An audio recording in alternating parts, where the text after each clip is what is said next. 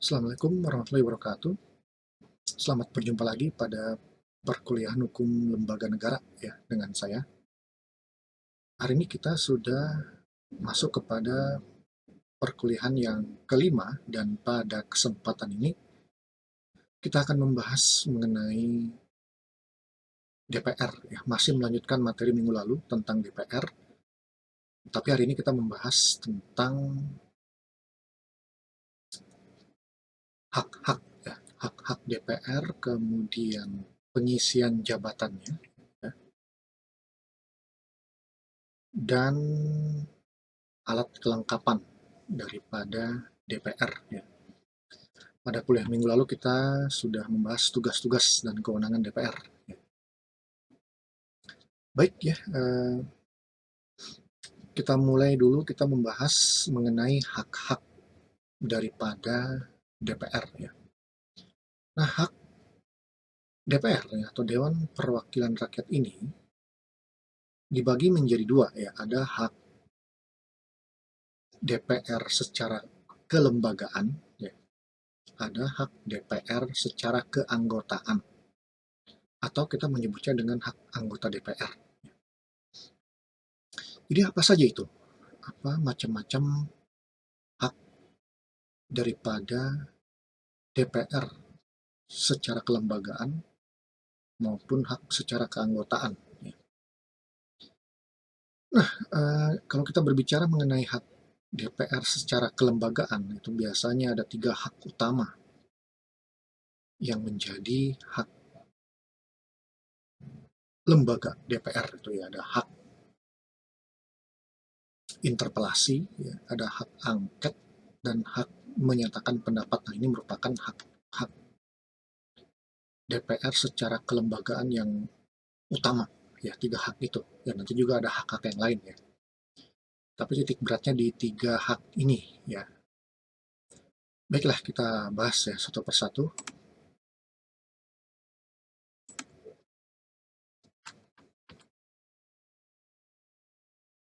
Ini tadi yang saya katakan ya, hak DPR itu ada hak DPR sebagai lembaga maupun hak DPR secara keanggotaan ya, atau hak anggota DPR. Nah, hak kita mulai dulu dari hak DPR sebagai lembaga ya. Yang pertama itu ada namanya hak interpelasi ya, hak interpelasi. Nah, ini biasanya terkenal dengan sebutan hak meminta keterangan ya. Jadi DPR itu berhak untuk meminta keterangan kepada siapa? Tentunya kepada mitra kerjanya, yaitu eksekutif ya, dalam hal ini presiden beserta menteri-menterinya dan lembaga pemerintah lainnya. Meminta keterangan tentang apa? Tentunya tentang kebijaksanaan ya, pemerintah yang penting dan strategis serta berdampak luas bagi kehidupan masyarakat. Nah, kebijakan pemerintah yang strategis ini misalnya terkait dengan apa ya? Banyak ya. Misalnya kebijakan terkait dengan kenaikan harga BBM ya, misalnya, kemudian kebijakan tentang pembelian vaksin ya, kebijakan tentang pelaksanaan vaksinasi ya kepada masyarakat. Nah, itu tentu merupakan kebijakan-kebijakan yang sangat penting dan strategis, dan DPR itu berhak untuk meminta keterangan kepada eksekutif, pada pemerintah, dalam pelaksanaan kebijakan tersebut ya. Itu hak interpelasi. Nah, kemudian yang kedua, yang berikutnya, hak angket. Nah, kalau hak angket ini sudah lebih lanjut ya, sudah merupakan hak kelanjutannya dari interpelasi ya.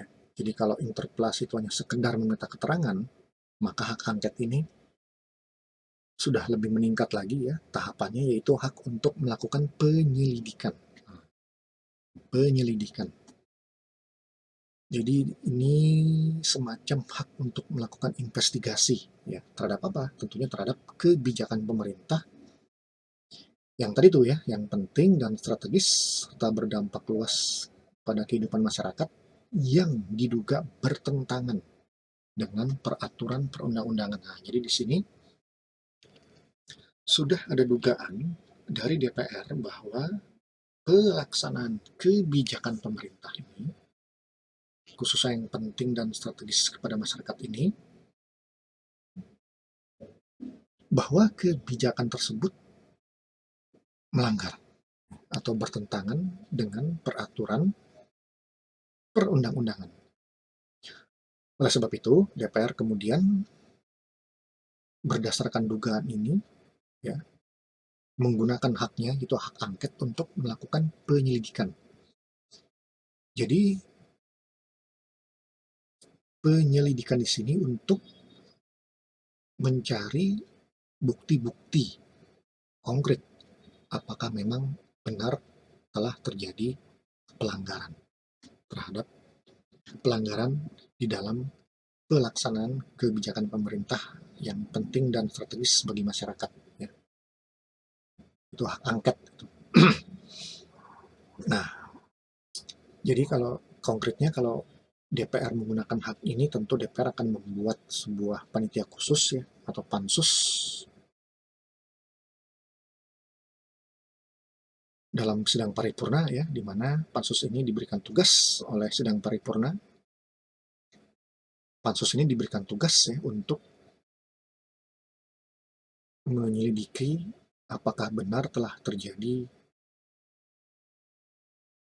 pelanggaran ya, dalam kebijakan pemerintah, dan apa bukti-buktinya. Nah, itu harus mencari bukti-bukti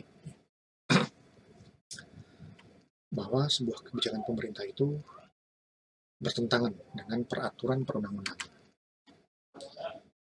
Hak yang ketiga, hak DPR yang secara kelembagaan, ya, yaitu hak untuk menyatakan pendapat. Ya, hak untuk menyatakan pendapat. Nah, hak ini memiliki banyak pengertian. Ya, yang pertama, hak menyatakan pendapat terhadap kebijakan pemerintah disertai dengan rekomendasi penyelesaiannya. Jadi DPR itu ya, walaupun dia legislatif, tugasnya membuat undang-undang, tapi DPR itu juga ada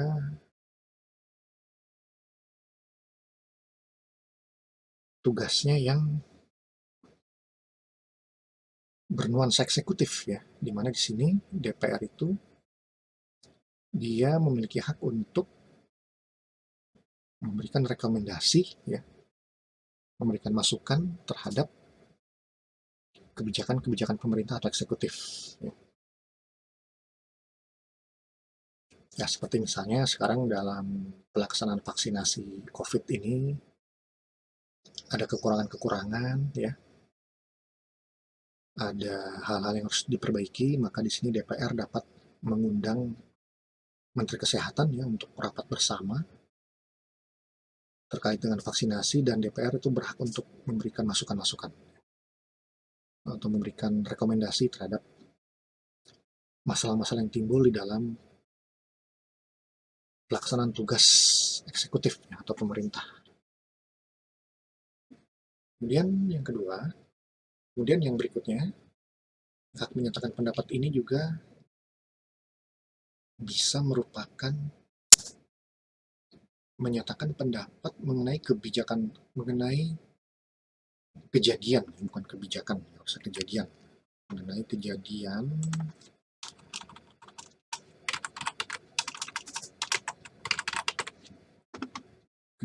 luar biasa ya, yang terjadi di tanah air atau situasi internasional disertai dengan rekomendasi penyelesaiannya.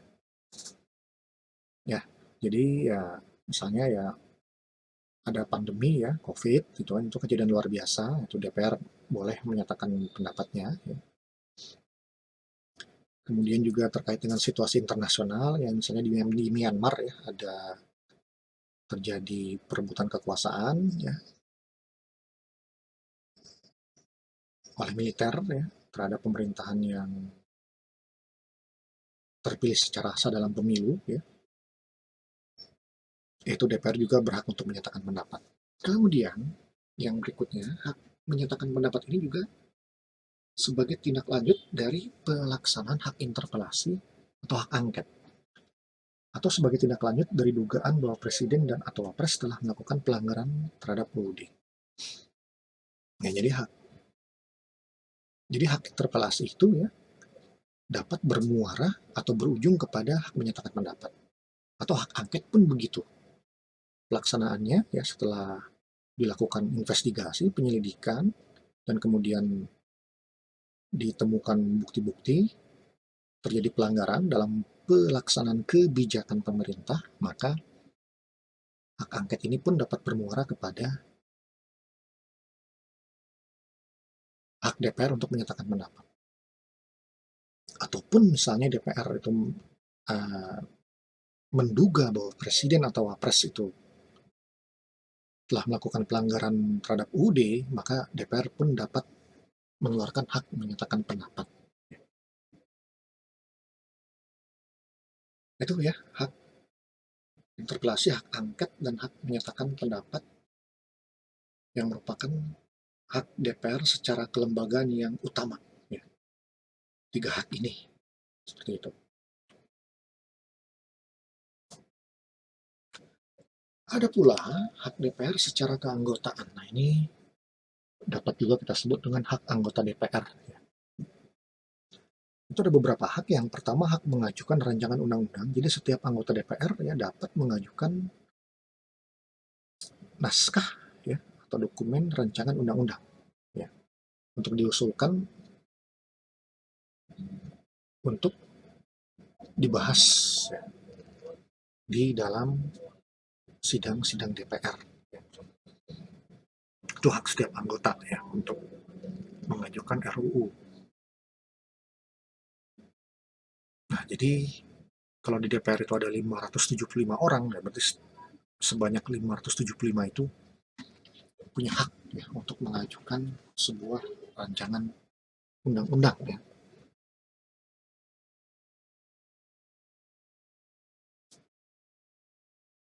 Ya mungkin anggota DPR tersebut mengajukan RUU karena dipandang ada suatu masalah atau suatu peristiwa ya atau suatu isu yang dianggap krusial atau penting untuk diatur di dalam sebuah undang-undang ya. Kemudian setiap anggota DPR memiliki hak untuk mengajukan pertanyaan. Nah, apa itu hak mengajukan pertanyaan? Yaitu hak anggota DPR untuk menyampaikan pertanyaan baik lisan langsung ya di rapat itu bicara ya menyampaikan pendapat kepada pimpinan itu dalam dalam rapat-rapat atau sidang maupun secara tertulis ya, kepada pemerintah bertalian dengan tugas dan kewenangan DPR. Nah, tentu saja hak ini dilakukan melalui pimpinan DPR ya. Jadi anggota DPR itu mengajukan pertanyaan itu kepada pimpinan DPR baik lisan maupun tertulis dan kemudian difasilitasi oleh pimpinan DPR dan pimpinan DPR inilah yang akan menindaklanjutinya kepada pemerintah. Ya.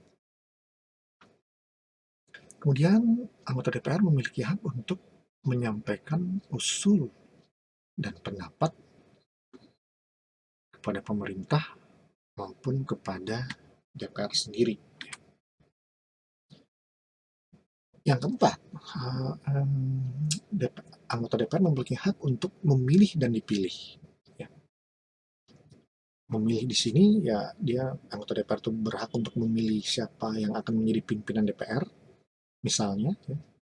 Dipilih ya misalnya anggota DPR berhak untuk dipilih menjadi pimpinan, ya baik itu ketua ataupun wakil ketua DPR. Kemudian yang kelima, anggota DPR berhak memiliki hak untuk membela diri. Yang keenam, nah ini hak yang krusial juga ya, hak imunitas ya, atau hak kekebalan hukum. Jadi ini DPR ini dalam hal tertentu ya untuk hal-hal tertentu, tidak setiap saat ya. Untuk kondisi tertentu, anggota DPR ini memiliki kekebalan hukum atau imunitas. Di mana kekebalan ini berlaku? Dalam kondisi apa, dalam hal apa, dalam peristiwa apa, hak kekebalan anggota DPR ini berlaku. Karena pada prinsipnya, setiap warga negara Indonesia itu tidak kebal hukum. Tapi untuk anggota DPR, dalam hal-hal tertentu, dia memiliki kekebalan hukum. Yaitu, kekebalan hukum anggota DPR di sini berlaku dalam rapat-rapat DPR dengan pemerintah maupun dalam rapat-rapat DPR internal, ya, atau rapat-rapat internal DPR. Jadi di sini anggota DPR tidak dapat dituntut di muka pengadilan karena pernyataan dan pendapat yang disampaikan dalam rapat-rapat DPR dengan pemerintah dan rapat-rapat DPR lainnya. Nah, jadi hak imunitas ini terbatas hanya berlaku di rapat-rapat DPR dengan pemerintah dan rapat-rapat internal DPR lainnya. Dan dalam kaitan ini, kekebalan DPR itu tidak bisa dituntut di pengadilan karena pernyataan dan pendapat. Jadi kalau anggota DPR itu melontarkan pernyataan ya, atau pendapat, itu tidak bisa dituntut ya di muka pengadilan, asalkan pernyataan atau pendapat ini disampaikannya di rapat-rapat. Rapat di sini yaitu rapat DPR dengan pemerintah maupun rapat-rapat internal DPR lainnya. Ya. Nah itu hak imunitas DPR. Kemudian yang ketujuh,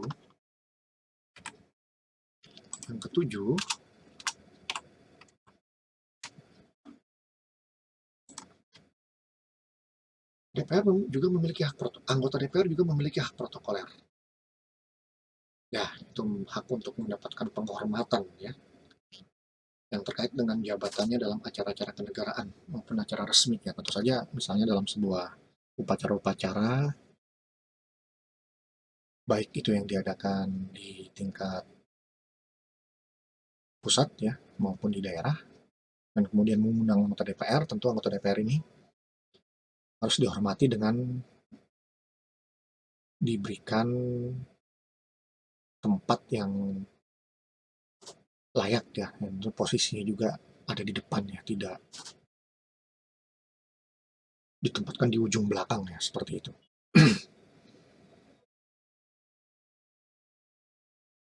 Atau misalnya anggota DPR sedang reses ya, dia sedang kembali ke daerah konstituennya ya, sedang kembali ke dapilnya, ke daerah pemilihannya.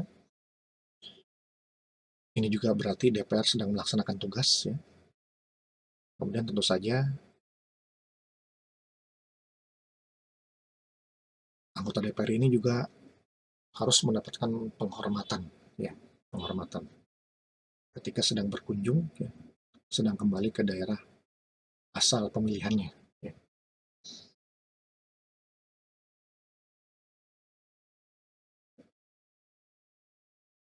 Reses anggota DPR yang reses pun itu tidak bisa kita katakan sedang istirahat ya, atau sedang libur ya, karena kalau misalnya di DPR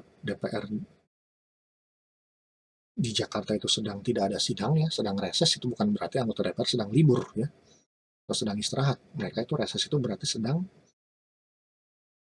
kembali ke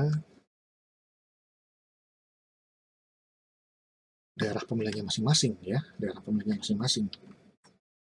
Nah itu pun berarti anggota DPR itu juga sedang melaksanakan tugasnya ya, sedang melaksanakan tugasnya dengan kembali ke daerahnya masing-masing, daerah dapilnya masing-masing ya. Nah tentu saja ketika kembali ke dapilnya masing-masing ya, tentu anggota DPR ini melakukan berbagai macam kegiatan ya, misalnya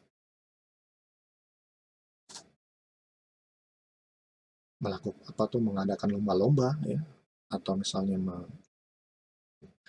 ikut berpartisipasi dalam kegiatan pemerintahan daerah. Nah, maka di sini DPR memiliki hak protokoler ya untuk mendapatkan kehormatan.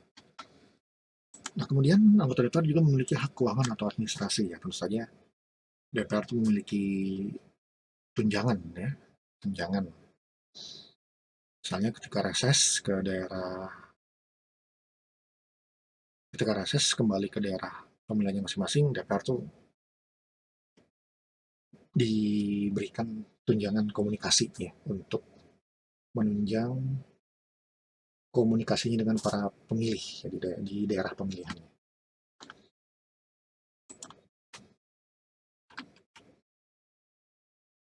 Nah, kemudian kita membahas pengisian jabatan anggota DPR.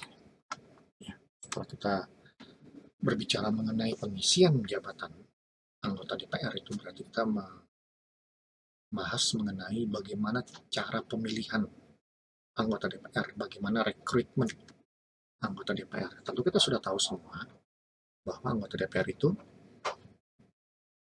dipilih melalui pemilu ya, secara langsung oleh rakyat. Masa jabatannya itu 5 tahun. Ya. Cuman bedanya kalau presiden itu ada pembatasan masa jabatan ya, maksimal 2 kali menjabat sebagai presiden, maka untuk anggota DPR tidak ada pembatasan masa jabatan ya. Jadi sepanjang dia masih terpilih lagi 5 tahun kemudian, 5 tahun berikutnya, maka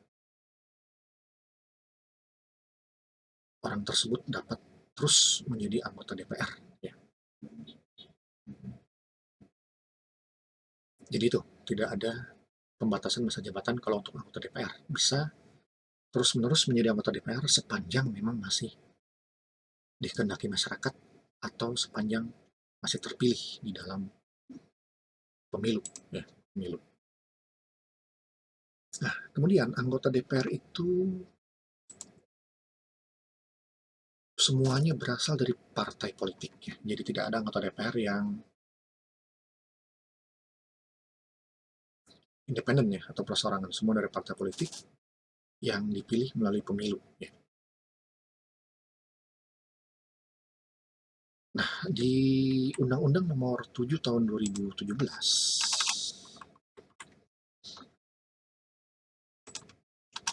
anggota DPR itu sekarang ini ya, berjumlah 575 orang. Ya. 575 orang. Nah, ini bertambah 15 orang dibandingkan dengan aturan yang lama. Ya, 15 orang, bukan 10.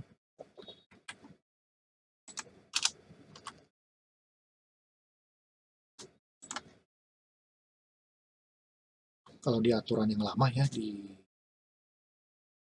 undang-undang pemilu yang sebelumnya ya, itu anggota DPR berjumlah 560 orang. Nah, di undang-undang yang terbaru nomor 7 tahun 2017, anggota DPR berjumlah 575 orang. Nah, ini semuanya dari partai politik ya, dari partai politik. Nah, tadi dikatakan anggota DPR itu dipilih melalui pemilu. Lalu sistem pemilu apa yang digunakan untuk memilih anggota DPR? Nah, anggota DPR ini dipilih melalui pemilu dengan sistem namanya sistem proporsional terbuka. Ya, sistem proporsional terbuka. Jadi, apa maksud sistem ini? Nah, secara sederhana ya, secara mudah, dalam sistem ini kita tidak hanya mencontreng tanda gambar partai saja, ya, tapi juga kita mencontreng atau mencoblos nama calegnya, calon legislatifnya. Jadi itu secara sederhana ya apa makna daripada sistem pemilu proporsional terbuka. Jadi pemilih itu ya yang di bilik suara itu tidak hanya mencoblos tanda gambar partai saja ya, Dulu pernah sempat mencontreng, sekarang kembali mencoblos lagi. Selain mencoblos tanda gambar partai, juga mencoblos nama calon legislatifnya, ya, atau calegnya. Nah, itu secara sederhananya, ya. Nah, kalau secara lebih jelimetnya lagi, sistem proporsional terbuka ini ya bisa kita jelaskan bahwa dalam sistem ini, maka negara itu dibagi ke dalam dapil-dapil, ya, dapil-dapil, atau daerah pemilihan. Misalnya ada daerah pemilihan DKI Jakarta, ada daerah pemilihan Jawa Barat 1, ada daerah pemilihan Jawa Barat 2, ada daerah pemilihan Jawa Barat 3, dan seterusnya. Ya. Nah, setiap dapil ini memiliki sejumlah perwakilan anggota DPR, ya, anggota DPR secara proporsional. Maksudnya apa?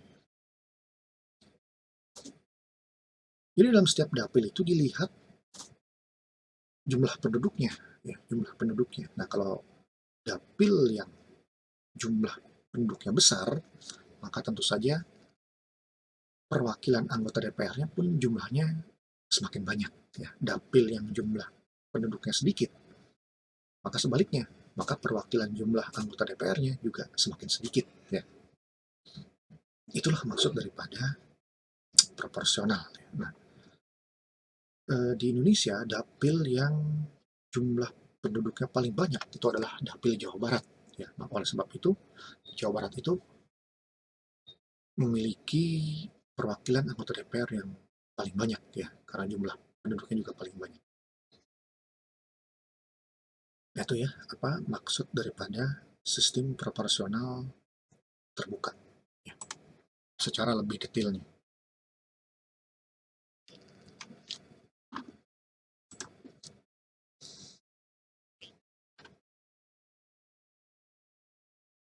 Kemudian lanjut kita membahas alat kelengkapan DPR. Ya.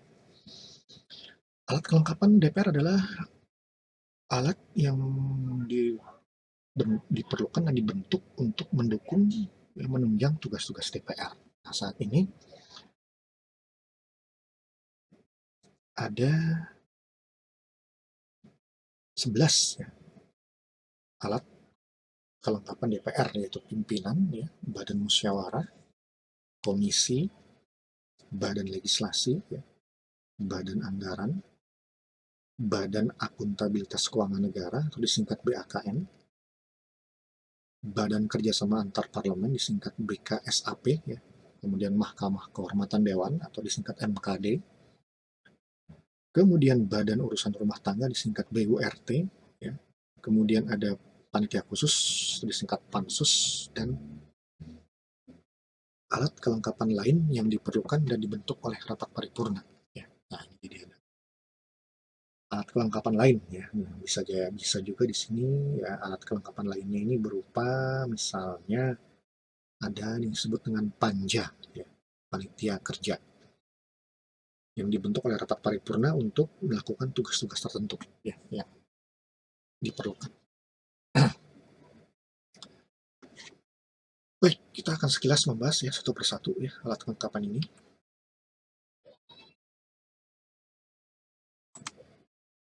Yang pertama adalah pimpinan, ya, pimpinan DPR. Nah, saat ini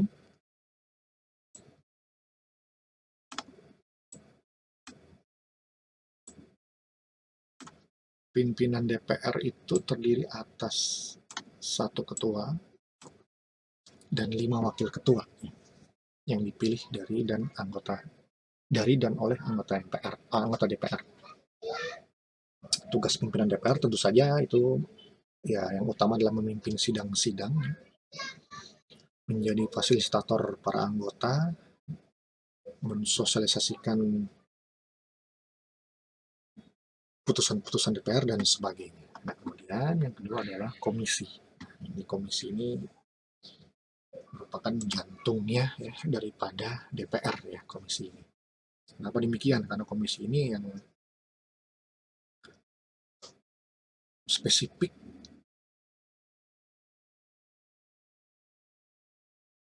memantau, ya, mengawasi, memberikan masukan-masukan kepada eksekutif atau pemerintah terkait dengan pelaksanaan kebijakan-kebijakan pemerintah atau eksekutif. Ya.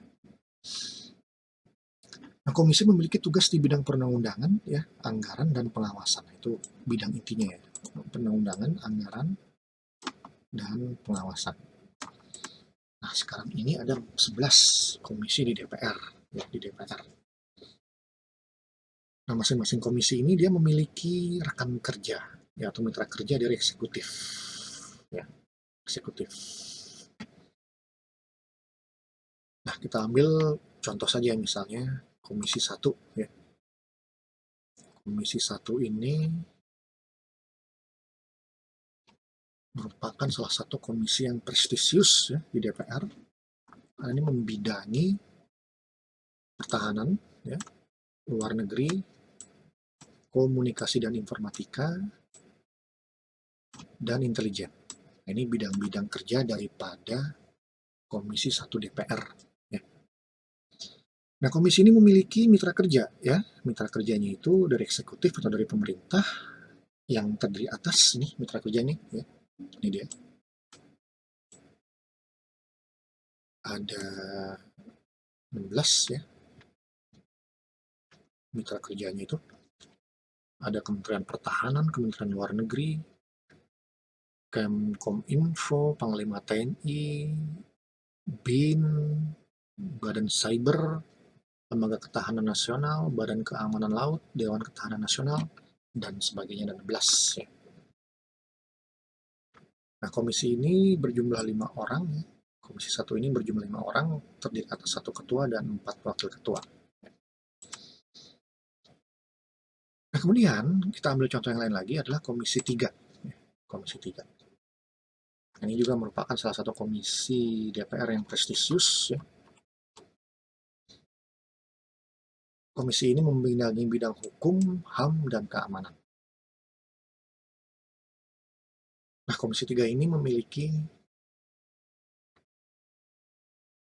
mitra kerja ya, atau pasangan kerja itu Kementerian Hukum dan HAM, Kejaksaan Agung, Polri, KPK, Komnas HAM, Mahkamah Agung, Mahkamah Konstitusi, dan seterusnya. Jadi memang pasangan kerjanya ini ya, dari Komisi 1 ini adalah badan-badan atau lembaga-lembaga yang terkait erat dengan bidang hukum. Ya. Nah, itu contoh-contoh daripada komisi-komisi di DPR ya. Kita ambil sampel tadi Komisi 1 dan Komisi 3. Ini dua komisi ini komisi-komisi yang prestisius ya, membidangi hukum dan luar negeri atau hubungan internasional. Kemudian yang berikutnya adalah Badan Musyawarah.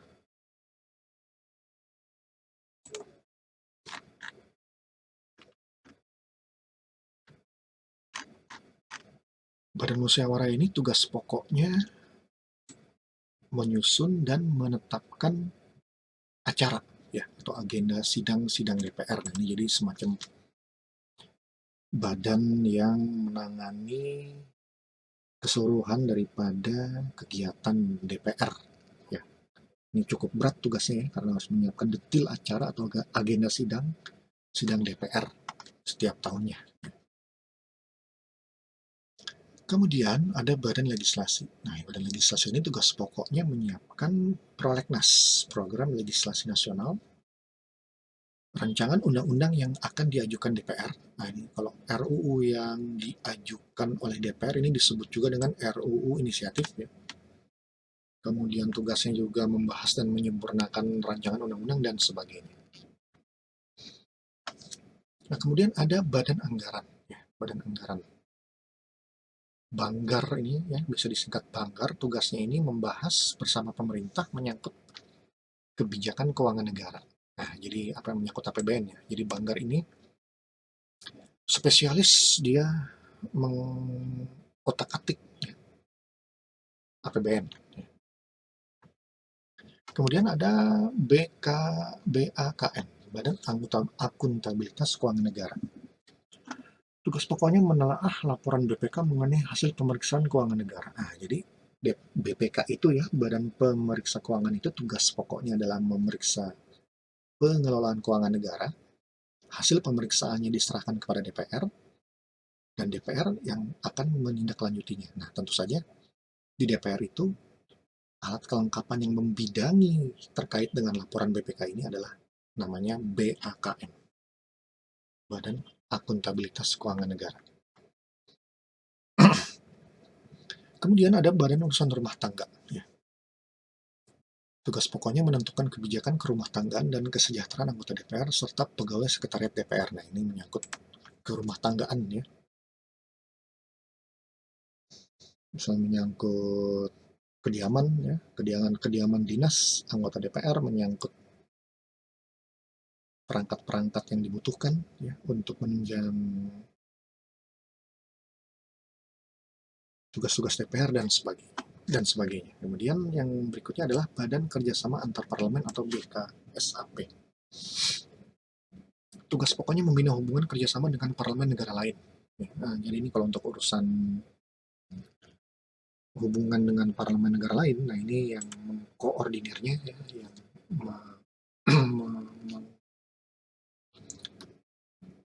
yang membidanginya adalah BKSAP. Nah, kemudian ada Mahkamah Kehormatan Dewan.